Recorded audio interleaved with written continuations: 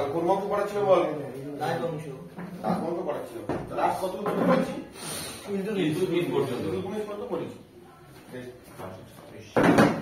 কাপড় কোথায় রে বোঝায়? ওই তো তোমার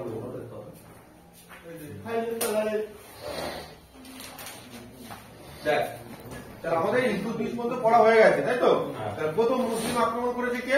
মোহাম্মদ বিন কাসেম। মোহাম্মদ বিন কাসেম। তারপর সুলতান মাহমুদ। সুলতান মাহমুদ কোথা থেকে এসেছিল? বদরুদ্দিন রাজা সুলতান মাহমুদ। আরে মোহাম্মদ বিন কাসেম কোথা থেকে ছিল বল? তারপরে আক্রমণ করলো কে? মোহাম্মদ ঘড়ি। ঘড়ি আক্রমণ করলো, করে কাকে শাসন করে চলে গেল? কুতুবউদ্দিন আইবক। কুতুবউদ্দিন আইবককে শাসন করে চলে গেল। ঘড়ির সাথে কজন ছিল টোটাল? চারজন। কে কে? ইত্যাদি বক্তব্য বলছি। কুতুবউদ্দিন আইবক। রাজীব নাস্তি। এই দুধ। রাজউদ্দিন ইসদুত আর রাশিদউদ্দিন ছিল। আচ্ছা, তারপরে কুতুবউদ্দিন আইবকের পর সিংহাসনে কে বসলো? আরাম শাহ। আরাম শাহ ছিল দত্তপুত্র। দত্তপুত্র ছিল। তারপর সিংহাসনে ইলতুৎমিশ। ইলতুৎমিশ যখন সিংহাসনে বসেছিল, ভালো করে খেয়াল করবি।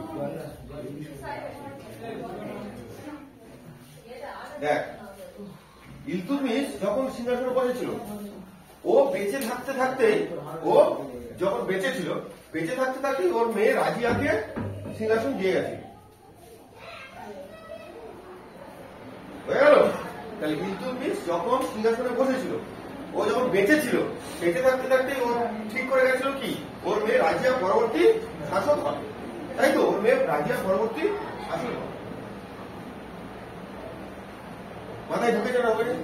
তাহলে ওর মেয়ে পরবর্তী শাসক হবে।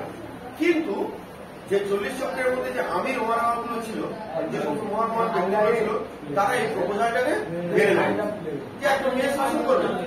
তারা এই প্রপোজালটাকে মেনে নেয়নি বলে তারা কি করেছে না, ইলতুৎমিশের যে ছেলে ছিল তাকে সিংহাসনে বসিয়েছে। ইলতুৎমিশ মারা যাওয়ার পরে, ইলতুৎমিশ মারা গেল কত সালে? 1236 সালে মারা গেল। তাহলে ইলতুৎমিশ মারা যাওয়ার পরে, তাহলে ইলতুৎমিশ কে চেয়েছিল? কিন্তু আমির ওমারা কি চেয়েছিল? হবে না। আমির ওমারা চেয়েছিল। ইলতুৎমিশ যখন মারা গেল, তখন ওর পরে ওর যে ছেলে ছিল তার নাম ছিল, ভুল আছে, রুকুনুদ্দিন ফিরোজ শাহ।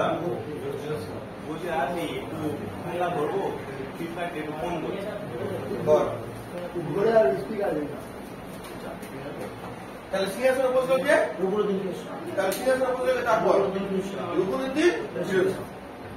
বছর কথা ছিল কার? রাজিয়া। বছর কথা ছিল কার? রাজিয়া। এই হচ্ছে এগুলো। এবার বড় নাট বলবি, বড় নাট বলতে তুই সব কিছু টাইপ করতে পারবি না। ছোট নাট বলতে দিবি, সব জায়গায় চলে যাবে। দেখ পড়ার মধ্যে, তাহলে ইলতুৎমিশ চেয়েছিল কে সিংহাসনে বসবে? রাজিয়া। রাজিয়া সিংহাসনে। ও দরজাটা খুলে দে, ওরা কি বোধ আসছে, ঠিক আছে? আর ইলতুৎমিশ চেয়েছিল সিংহাসনে কে বসবে? রাজিয়া। কিন্তু ইলতুৎমিশ মারা যাওয়ার পরে আমির ওমারা কাকে বসিয়েছিল? কিন্তু এ যেই সিংহাসনে বসলো, ও এত মাথা মোটা ছিল, ঠিক আছে? সবাইকে শাসক হওয়ার যোগ্য হয়? সবাই শাসক হতে পারে না। শাসক হয় যদি সবার মধ্যে থাকতে পারে, সবাই রাজা। তার মধ্যে কিছু স্পেশালিটি থাকবে। এ সিংহাসনে বসে সে এত উল্টো পাল্টা শুরু করেছে, একটা দায়িত্ব নিতে জানতো না, বা কোনো কর্তব্য, বা একটা রাজা হলে যা শাসক হলে তার যে ক্যারেক্টার গুলো, তার কোনো কিছু এর মধ্যে বিরাজ করতো না। ওই জন্য আমির ওমারা ওরা একে ক্যান্সেল করে দিল, দিয়ে আবার আমির ওমারা মানে 40 চক্রা রাজিয়াকে শাসন করেছিল। বুঝতে পেরেছিস? তাহলে এটা ওই কিছু দিনের জন্য রুকুনুদ্দিন ফিরোজ শাহকে সিংহাসনে বসেছিল, কিন্তু সিংহাসনে বসালো ও শাসকের কোনো যোগ্য ছিল না। যখনই শাসকের কোনো যোগ্য ছিল না, তখনই কাকে সিংহাসনে বসছিল? রাজিয়া সিংহাসনে বসল। এবার রাজিয়া একটা মেয়ে, তাই তো? তখন ভালো করে বুঝবে গেলাম।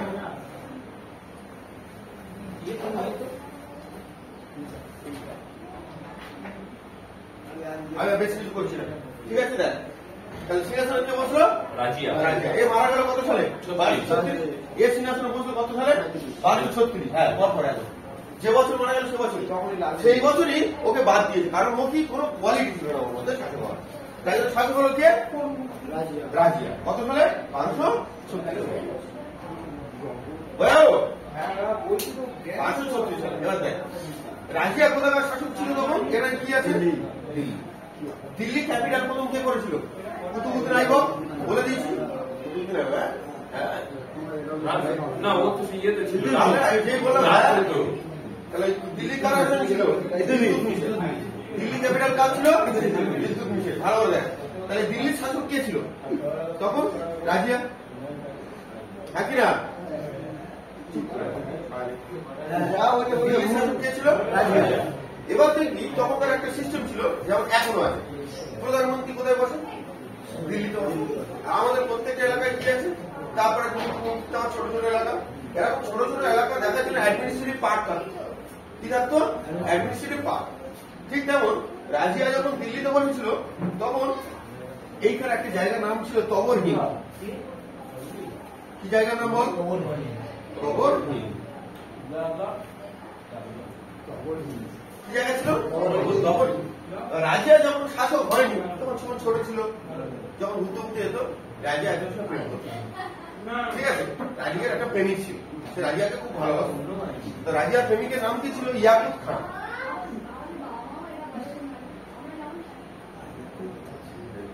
কি নাম? রাজিয়ার প্রেমিকের নাম বল?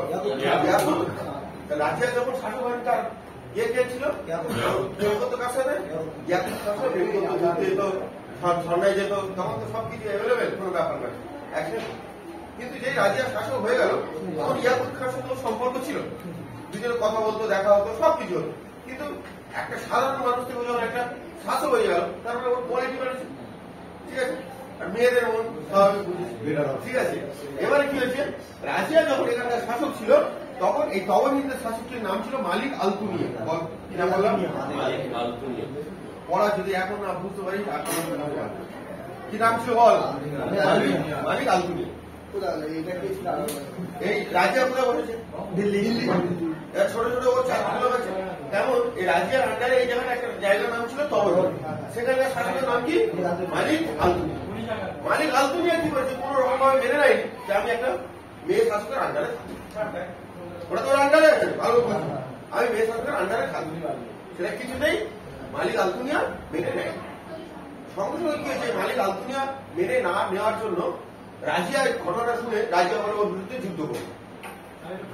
হয়ে গেল, বুঝতে পারলাম? সঙ্গে সঙ্গে রাজিয়া কি করলো? এদিকে এলো এবং এদিকে গেল। কি হলো? এটা এখানে কি তৈরি হলো? যুদ্ধ তৈরি হলো। যুদ্ধ তৈরি হলো। ভালোই যুদ্ধ চলছিল, রাজিয়া কিন্তু খুব ভালো শাসক। যুদ্ধ চলতে চলতে চলতে চলতে একটা সময় রাজিয়া বুঝতে পারলো আমি হেরে যাবো। কি বললো? রাজিয়া বুঝতে পারলো কি সে হেরে যাবে। যেই রাজিয়া বুঝতে পারলো আমি হেরে যাবো, হেরে গেলে একটা শাসকের মান সম্মান নষ্ট হয়ে যাবে, তখন ও কি করলো? মালিক আলতুনিয়াকে অফার দিল আমাকে বিয়ে করে। যখন ও হেরে যাবে ঠিক করেছে তখন রাজিয়া মালিক আলতুনিয়াকে কি অফার দিল? বিয়ে করে। এবারে যখন এই 40 চক্রের মধ্যে যে আমির উমারা এখানে আছে তারা এই ঘটনাটা শুনে তারা একটু শক খেয়ে গেছে। বুঝতে পেরেছি? বলে মালিক আলতুনিয়ার সাথে রাজিয়া কি হলো? বিয়ে হলো। হয়ে গেল। বিয়েটা কোথায় হলো? নিশ্চয়ই দিল্লি হয়নি, যুদ্ধক্ষেত্রে আশেপাশে কোথাও হয়েছিল। ঠিক আছে, বল রাজিয়ার প্রেমিকের নাম কি? রাজিয়ার সঙ্গে যুদ্ধ হলো কার? মালিক আলতুনিয়া। বিয়ে করলো কাকে? মালিক আলতুনিয়া। এই খবরটা যখন 40 চক্র পেল, এখানে 40 চক্র আছে, ভালো মাথায় বই পড়া। 40 চক্র তারা অতটা গুরুত্ব দেয়নি বা এভাবে নেয়। তাহলে যুদ্ধক্ষেত্রে এই আছে। এবার এই সমস্ত অঞ্চলে তখন প্রচন্ড ডাকাতের বসবাস ছিল। কেন ডাকাতের বসবাস? তখন অত উন্নত ছিল না। এই এপারে পারস্য থেকে, মধ্য এশিয়া থেকে সব ব্যবসা করতে আসতো। তাহলে এই পাত্রে ঢুকতো তো, আরো বুঝবি। আর নিচে তো জল, এপারে জল এপারে জল, অতটা তো ইম্পর্টেন্ট নেই, ঢুকতো। তাই জন্য এই অঞ্চলে কি ছিল? ডাকাতের দল থাকতো। যারা ব্যবসায়ী করে ব্যবসা করে ফিরতো, ঠিক আছে, প্রচুর টাকা সম্পদ নিয়ে ফিরতো বা যেত যাতায়াত করতো, তাদের করে কি করতো? লুট করে। বুঝতে পারলি না? পারলি না? ঠিক তেমন বিয়ে করে যখন রাজিয়া আর আলতুনিয়া, যখন রাজিয়া প্লাস আলতুনিয়া, ঠিক আছে, যখন রাজিয়া আর আলতুনিয়া যখন বিয়ে করে ফিরছে, কি করছে? বিয়ে করে ফিরছে, সেই সময় এইখানে একটা জায়গার নাম আছে কৈথাল। কি বললাম? ভালো করে পড়া মাথায় রোগা। কি বললাম? কৈথাল। তাহলে এইখানে যে জায়গাটার নাম আছে সেই জায়গাটার নাম কি? কৈথাল। কৈথানের কাছে একটা ডাকাতের দল ওদের ব্যবসা হিসাবে ধরে। ওরা জানে না রাজিয়া যে একটা দিল্লির শাসক, সেটা যদি ওরা জানতো তাহলে নিশ্চয়ই ধরতো না, ভালো করে বুঝবি। আর একটা শাসক রাত্রে ওরকম ভাবে আসবে সেটাও কেউ বুঝতে পারে। একটা রাজা যদি যায়, সে একা একা যাবে না পুরো সাংগপাঙ্গ টিম যাবে, লোক আগে থাকতে খবর পাবে, তবে তো।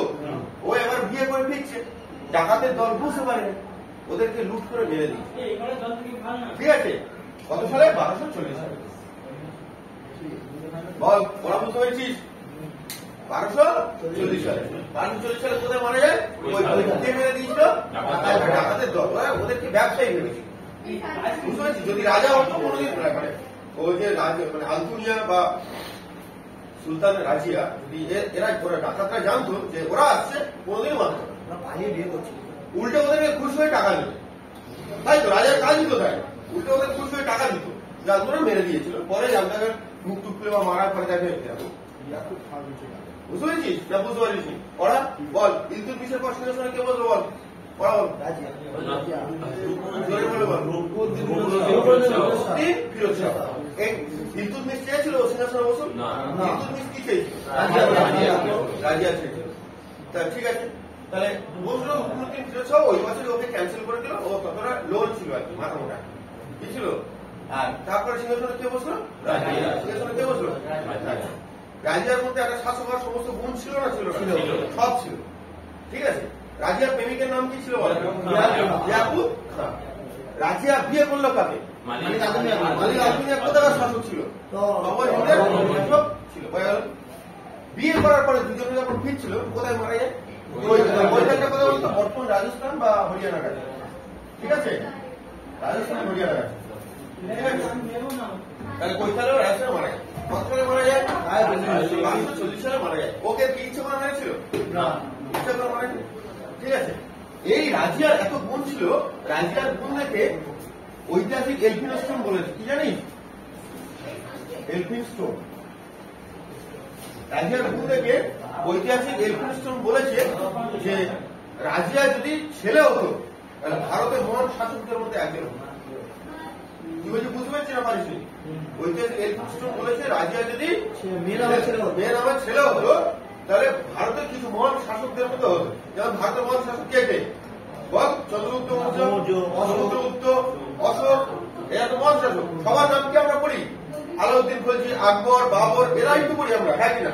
সবার তো অতটা ইম্পর্টেন্ট না, এক চোখে বাচ্চারা কাজে চিনব, বানিয়ে রাখবো। তেমন এলফিনস্টোন কি বলেছে?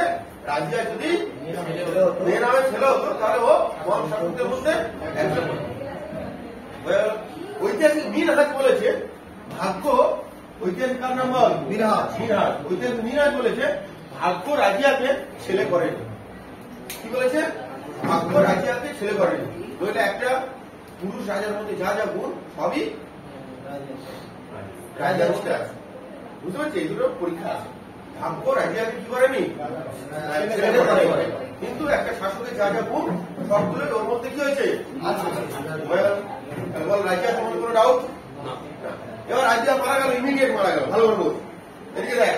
রাজিয়া কিন্তু ইমিডিয়েট মারা গেল। ইমিডিয়েট মারা গেল, ইমিডিয়েট শাসক পাঠাতে হবে। যদি আগে থাকতে শাসক থাকতো বা চিহ্ন করা হতো, ব্যাপারটা আলাদা। ইমিডিয়েট মারা গেছে, তাহলে ইমিডিয়েট শাসন করতে হবে। ইমিডিয়েট সিংহাসনে বসেছিল কি? রুকনুদ্দিন এই বাহারম শাহ। তাকে সিংহাসনে বসে বল বাহারম শাহ। এসব মাথা মোটা নয়, চলবে? সবাই কি সিংহাসনে যোগ্য? সদস্য ছিল, দেখ 40 জন সদস্য। কে বললো? 1240 থেকে 1242। সিংহাসনে কে বললো? বল। এসব এরা অতটা রাজার কোয়ালিটি নেই। ঠিক আছে, এসব রাজার কোয়ালিটি নেই, এসব নামে বলেছে। বুঝতে পেরেছিস? বাহারম শাহ এর কোনো ইতিহাস করতো না, এই সময় নামটা জানলে। বাহারম শাহ পরে কে বললো সিংহাসনে? মাসুদ শাহ। দেখ কি আছে? কি আছে বল? মাসুদ শাহ। ভালো বলবি, এই ট্রিক্সটা, এই জায়গাটা পড়া একটু টুইস্ট আছে। আগে করে বলে দিল কি ব্যাপার, বুঝে যাবে। চালাক ছিলেন, চোখের ইশারা বুঝে যাচ্ছে এইসব কিছু। পীযুষ তো এখন মোটামুটি কলেজে গিয়ে যা ছবি বই ছাড়তে শুরু করেছে, দুদিন পরে দেখবি এখন বাড়ির পাশে কি হয়, ফুল গাছ ঘুরতে যাও। ওই গান করা ছেড়ে দিতে দেখ তাহলে সিংহাসনে কে বসলো, ভালো করে বলবি, কে সিংহাসনে বসলো? মানুষ রাজিয়ার পরে কে সিংহাসনে বসলো?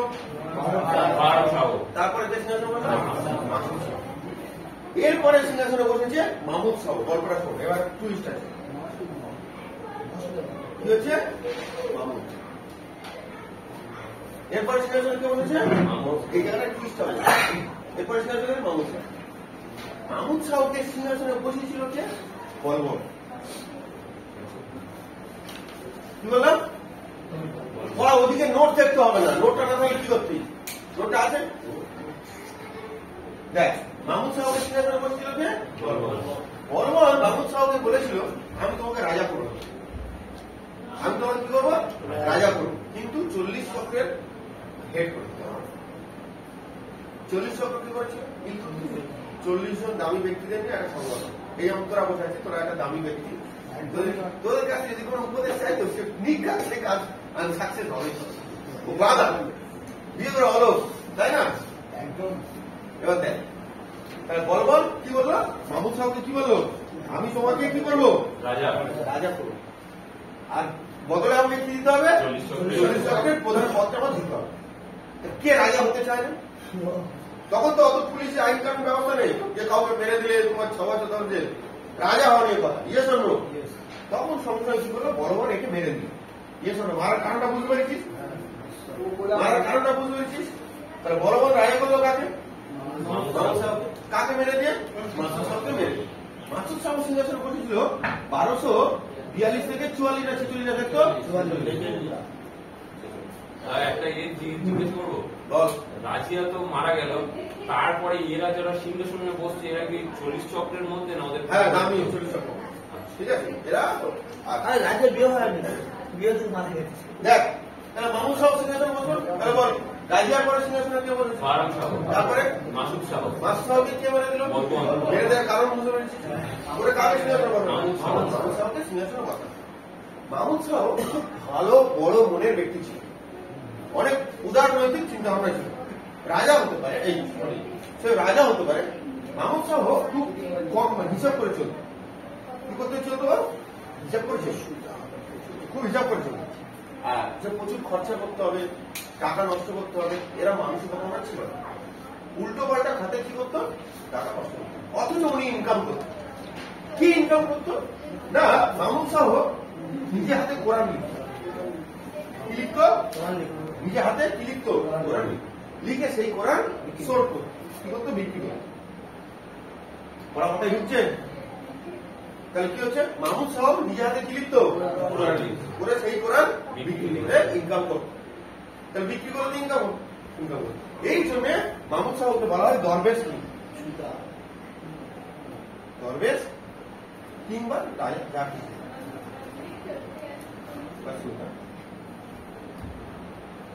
ক্লিয়ার? Is it clear? বুঝতে পেরেছিস? তাহলে মাহমুদ শাহ কি হলো? বল, মাহমুদ শাহকে কে রাজা করলো? কাকে মানে মেরে দিয়ে? মাসুদ শাহ। মাহমুদ শাহকে মেরে দিল। দরবেশ কিং কাকে বলা হতো? মাহমুদ শাহ। মাহমুদ শাহকে বলা হতো। কেন দরবেশ কিং বলা হতো? কোরআন লিখতে বলে। কোরআন লিখে বিক্রি করতো। ভালো বলছিস। ওইটা না, এই হ্যাঁ ওইটা না বলা হতো। যে মানুষ সুদা হ্যাঁ আর বলে দান করতে বলে নাকি? দান তো কে করতো? কুতুবুদ্দিন আইবক, ওই জন্য তো লাখ করছে। ঠিক আছে, এই জন্য কি দরবেশ কি বলা? দরবেশ কথা ঘরোয়া, তাই তো? দেখ ও ঘরের মানে ও যে রাজা, ঘরের প্রতি খুব সংবেদনশীল ছিল। বললাম না, এখান থেকে খুব এবার খরচা করছে। এবারে কি হয়েছে? বলবান কি করেছে? নিজের মেয়ের সাথে মাহমুদ শাহ কি করেছে? বিয়ে দিয়েছে। সারা রাজা হওয়ার এতটাই লোক, বলবান লাস্টে মাহমুদ শাহকে বিষ খাইয়ে দিয়েছে। কি ইউজ করে দিয়েছে? বিষ খাইয়ে দিয়েছে। কি বললাম? বল। বলবান মেয়েকে বিয়ে দিয়ে দিল, বিয়ে দিয়েছিল, ওটা ইম্পর্টেন্ট। তাহলে বলবান লাস্টে কাকে মেরে দিল? মাহমুদ শাহকে। মাহমুদ শাহ সিংহাসনে করেছিল 1246 কত হয়েছে? 56 তো 66। কতদিন সিংহাসন করেছিল? ভালো, অনেকদিন সিংহাসন করেছিল। তাহলে মাহমুদ শাহকে মেরে দিল, রাজা করলো কে? মেরে দিল কে? দরবেশ কিং কাকে বলা হতো? কেন বলা হতো?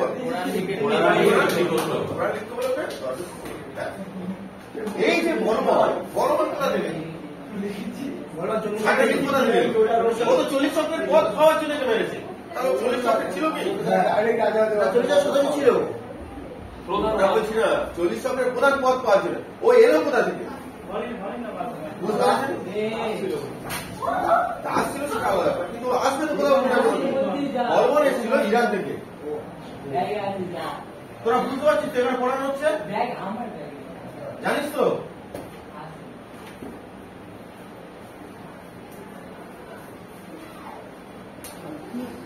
বলবান কোথা থেকে এসেছিল? ইরান থেকে। আর ও দক্ষ সৈনিক। দক্ষ সৈনিককে কোন রাজা না নিতে চায়? ভালো বলুন।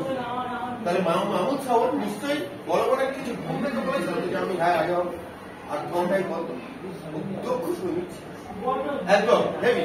সেই জন্যই ইরান থেকে ওকে আনা হয়েছে। তাহলে এবার বলবন এটা হয়ে গেল। তারপর সিংহাসনে কে বলবে? বলবন। পড়া বুঝতে পারছিস? এরপর সিংহাসনে কে বুঝলো? বলবন।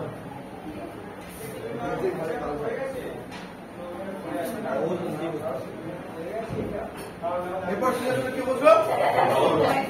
বলবনের আসল নাম ছিল কি? উলুক। কি নাম ছিল? উলুক।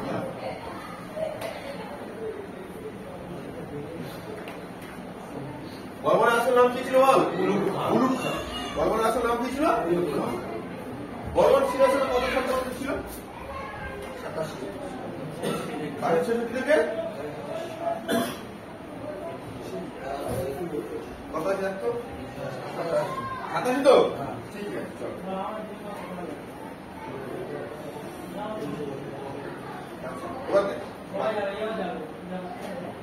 বলবন যখন সিংহাসনে বসলো, সিংহাসনে বসে প্রথমে ও কি করলো? ও তো ইরানি ছিল। বলবন কোথাকার লোক ছিল বল? ইরানের লোক ছিল।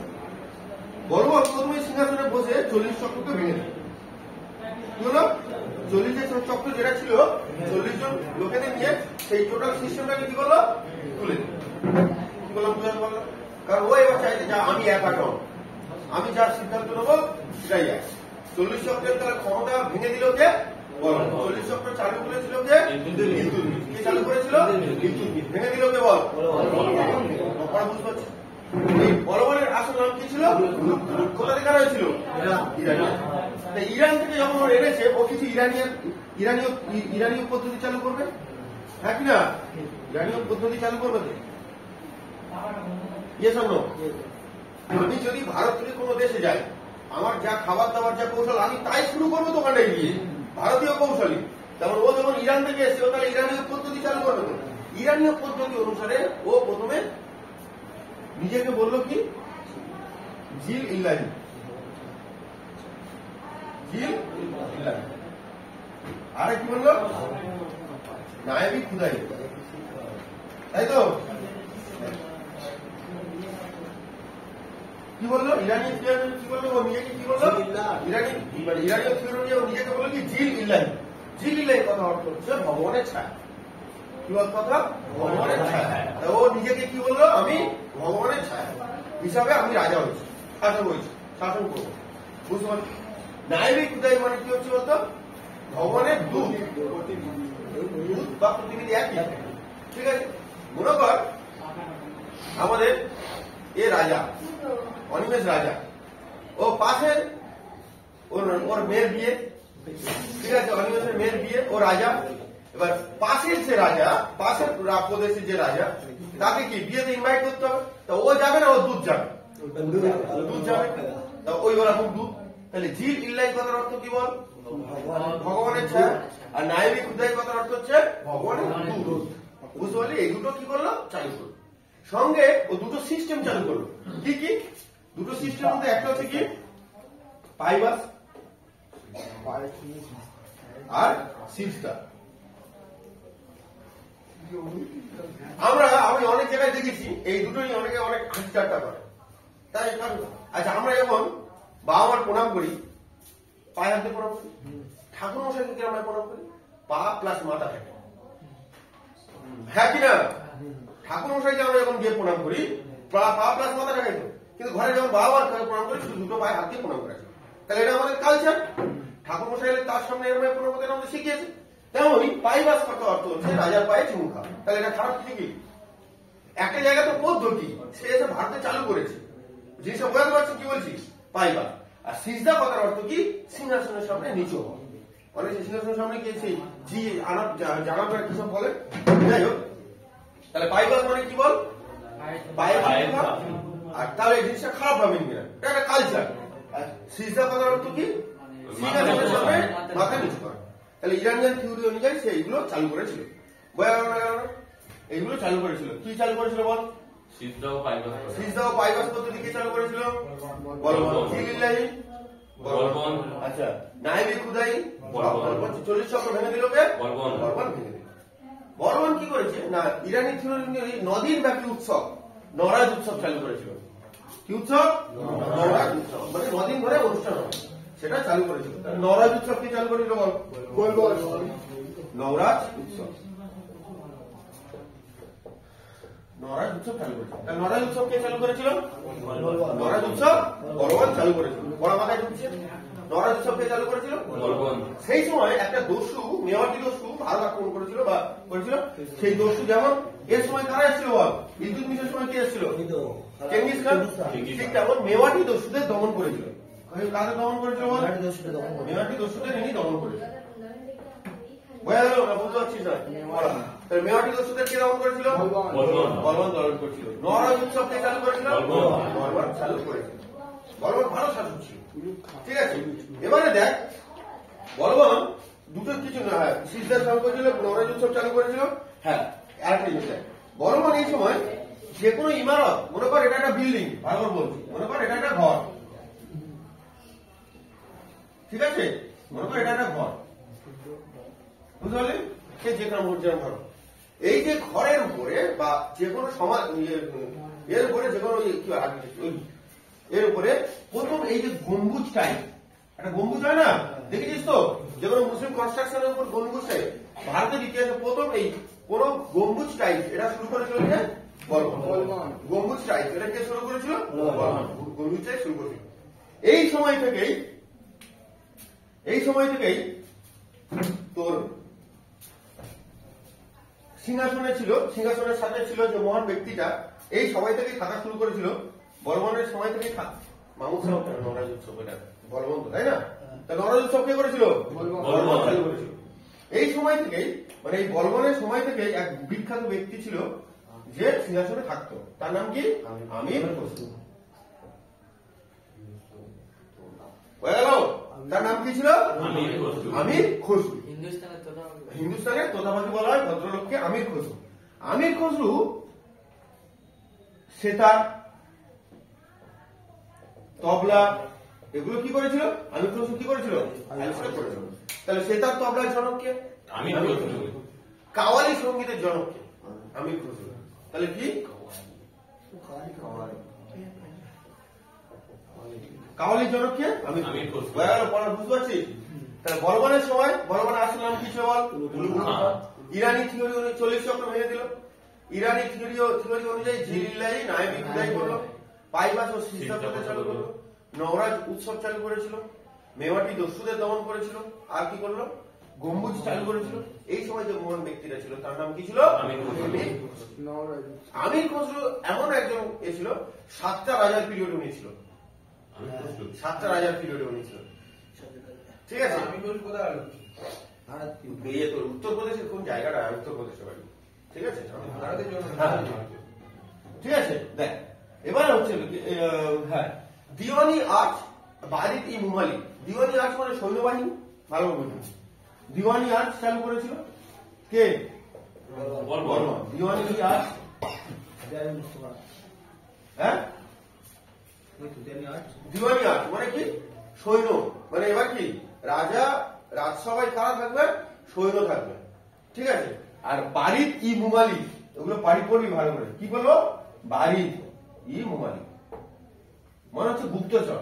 গুপ্তচর আছে তো, তুই যেমন আমাদের ইসমাইল যেমন গুপ্তচর পাঠিয়ে দেয় 4টার সময় পাশে কুলবি জনপ্রিয় স্কুলে, দেখ তাই স্কুলে এসেছি কি খবর দিলে সবাই যাবো, ঠিক আছে, গুপ্তচর। তাহলে বারিদি মুমালিক কে করেছিল? বলবন গুপ্তচর। আচ্ছা ওই কি দিওয়ান ই আট সৈন্যবাহিনী, এটা কে করেছিল? বলবন করেছিল। আর কিছু নেই। মেয়াদ রাজপুতকে ধ্বংস করেছিল, হ্যাঁ। রক্ত ও লৌহ নীতি চালু করেছিল বলবন, এটা ইম্পর্টেন্ট। রক্ত ও লৌহ নীতি মানে কি? Blood and iron policy. রক্ত ও লৌহ নীতি মানে কি বলতো? বল। রক্ত ও লৌহ নীতি মানে কি?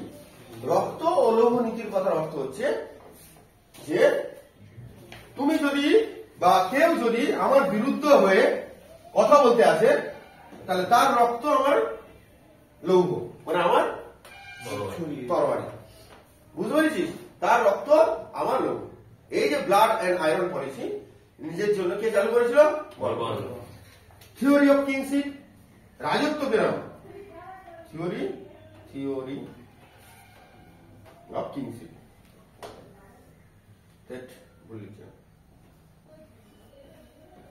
থিওরি অফ কিংশিপ শুরু করেছিল। বোঝা গেল? বোঝা পারলাম? ঠিক আছে। তাহলে বলবান ইম্পর্টেন্ট ভূমিকা আছে অনেকগুলো। ঠিক আছে। তাহলে বলবান ঠিক বারিদি মুমালিক, হ্যাঁ। দিওয়ানি ইয়ার্স কি বললাম বল? এবং সেনাপতি হিসাবে একজনকে নিয়োগ করেছিল, তার নাম ছিল ইমাদ উল মুলক। কি নাম? ইমাদ উল মুলক। একটা আমার মনে হচ্ছে না, ইমাদ উল মুলক। কি নাম? ইমাদ উল মুলক। বোঝা গেল? বলবানের সময় তো তৈমুর লং হয়েছিল। তৈমুর লং কার সময় হয়েছে? গাঁটটা মারো 1398 সালে। এটা কত সাল করা হচ্ছে? 1398 সালে 8 ডিসেম্বর তৈমুর লং ভারত আক্রমণ করেছিল। বলছি 1398 আর এখন বলছি 1242। ঠিক আছে, বাদ দে। 1242 না 1287 করছি এখন 100 বছর বাকি। আচ্ছা বাদ দে, ও বলতেই পারে। দেখ এই সময় 1286 সালে ভালো বুঝবি, 1286 সালে মালিক ফিরোজ কি হয়েছে? মালিক ফিরোজ বলবানকে মেরে দেয়। বলবানকে মেরে দিল। তাহলে বলবানকে কে মেরে দিল? বলবানকে মেরে দিল। দিয়ে আর মেরে দিলে আর সিংহাসন কি হবে? সিংহাসন এই থেকে 1290 সাল পর্যন্ত সিংহাসন চালালো। 1290 সাল পর্যন্ত সিংহাসন চালালো কাইকোবাদ ও কায়ুমার্স। কাইকোবাদ ও কায়ুমার্স। নেশা করে পঙ্গু একজন, হ্যাঁ, মেরে দেবে। কায়ুমার্স তার ছেলে ছিল। বুঝতে পারলাম? বুঝতে পারলি? তাহলে সিংহাসনে কে বসলো? কাইকোবাদ ও কায়ুমার্স। বলবন কত সালে মারা যায়? 86 তে মারা যায়। ঠিক আছে, 86 হবে। 1286 তে মারা যায়। কে মেরে দিয়েছিল? মালিক ফিরোজ। কে মেরে দিয়েছিল? মালিক ফিরোজ। তারপর সিংহাসনে কে বসলো? কাইকোবাদ ও কায়ুমার্স। ব্যাস, এখানেই দাস বংশ শেষ। এরপর শুরু হবে মালিক ফিরোজের আসল নাম ছিল জালালউদ্দিন খলজি। এবার শুরু হবে খলজি বংশ। খলজি বংশ কত সালে শুরু হবে তাহলে? 1290 থেকে। বল মেরে দিয়েছিল। হ্যাঁ, এটা তো হ্যান্ডিক্যাপ ছিল। ছোট তো। হ্যাঁ, দিয়ে ওই তোর জালালউদ্দিন খলজি বংশের প্রতিষ্ঠা করেছিল। বোঝা গেল? এ বল তাহলে দাস বংশের শেষ শাসকের নাম কি ছিল?